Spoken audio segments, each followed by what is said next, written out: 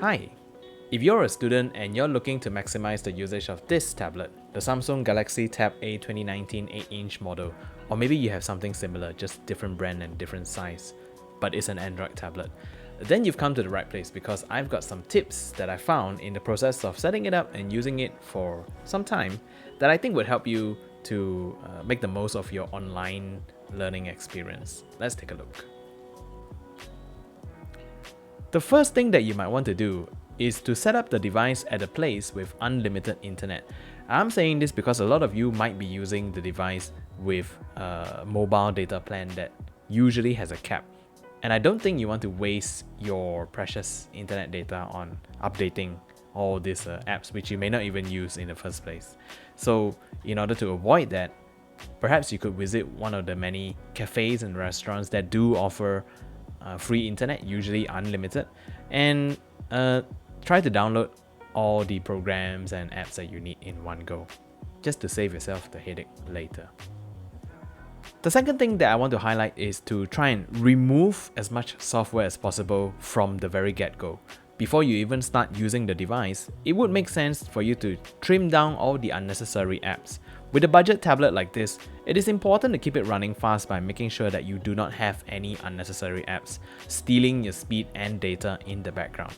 Try to remove or at least maybe disable them so that they are not still sitting there in the background without your knowledge. Be especially careful with apps that you are not familiar with, and just make sure that you try to stick to the ones that you know and are familiar with. The third thing that I would like to suggest, assuming that you did not burn through your entire data plan trying to update all the software earlier, is to just play around with it. Take your time to play around with the tablet and explore all the options. Explore all the functions, make sure you know how to do things like turn on and turn off the LTE data, how to check the amount of storage left, how to know whether your software is up to date, whether there's anything that you need to do to make it run better or to run faster. Really so that you can make full use of it throughout its lifetime and not wonder at the end, hey, I didn't know that this was possible. The next tip might come as a surprise to some of you, but the beauty of Android is that it's highly customizable, and you should customize it, personalize it, and make it your own, because in the long run you will take better care of it if you like looking at it, if you enjoy using it. And one of the things that you can do is to use something like Nova Launcher, a program that has been around for such a long time, actually a very mature launcher. And a launcher is basically just a way for you to interact with the overall operating system outside of any apps that you use. So many functions, many features that you can take the time to explore and to customize it to your exact liking. Tip number 5 is for you to understand the storage limitations. Now this device comes with 32 gigabytes out of the box, but once you install the apps that you need to use and do a bit of updating, you'll probably be left with maybe less than 20 gigabytes. And that's not a lot. You might be thinking that, hey, it's not a problem because we can just throw in an SD card and then move everything there, right? Well, not really, because a lot of the apps don't actually allow you to move them to the SD card in the first place. And also SD cards are slower and not a good substitute for actual storage on the device. What you do want to use the SD card for is to keep your media, such as your music, movies, maybe your ebooks, and make sure that you keep storage on the device for apps. Again, it comes back to the point that I mentioned earlier about making sure that you have as few programs installed as possible, because storage is a premium and you do not want to run into having to rely on the SD card, because there's not much that you can do with the SD card. So keep that in mind. Now this is really important. Don't let it run too hot.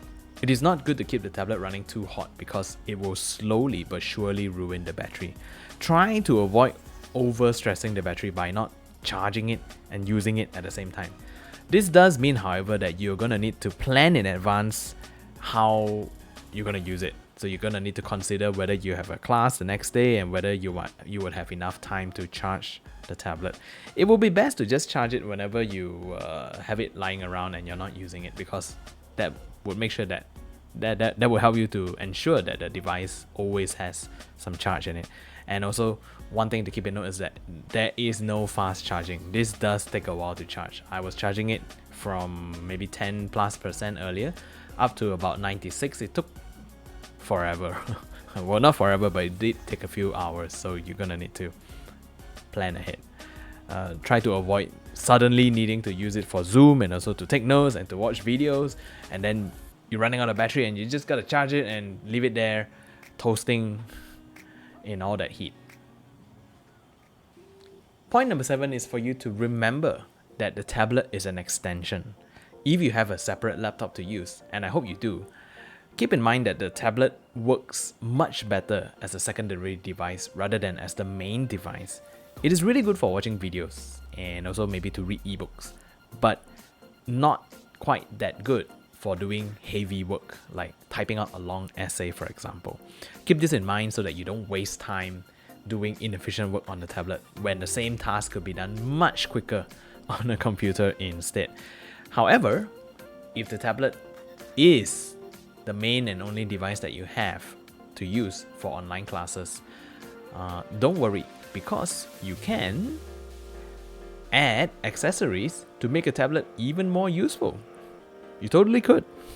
The good thing about Bluetooth, for example, is that there's so many Bluetooth accessories out there that will make your life so much better. For example, you can add a keyboard, you can add a speaker, and these two devices alone will really change the way that you use the tablet. With a keyboard like this, a simple one, I think this probably goes for between 50 to 100 ringgit, you can type things much quicker. Maybe not as fast as having an actual laptop, but you can definitely type out an essay, no problems. Just that, of course, if you have a laptop, then it'll be better. But if you do not have it, then a tablet with a keyboard, I would assume, actually can do the job just as well. Secondly, if you have an extra speaker, then that'd be great too, because now you don't have to rely on the tablet's tinny speaker. Particularly useful for when you have like a group setting and you need to share the tablet with maybe 2 or 3 other friends who are also tuning into the same online class.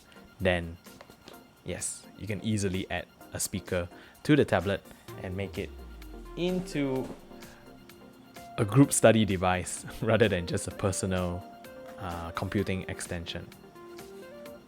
So there you have it. A few quick and easy tips for you to maximize the usage of this nice little tablet.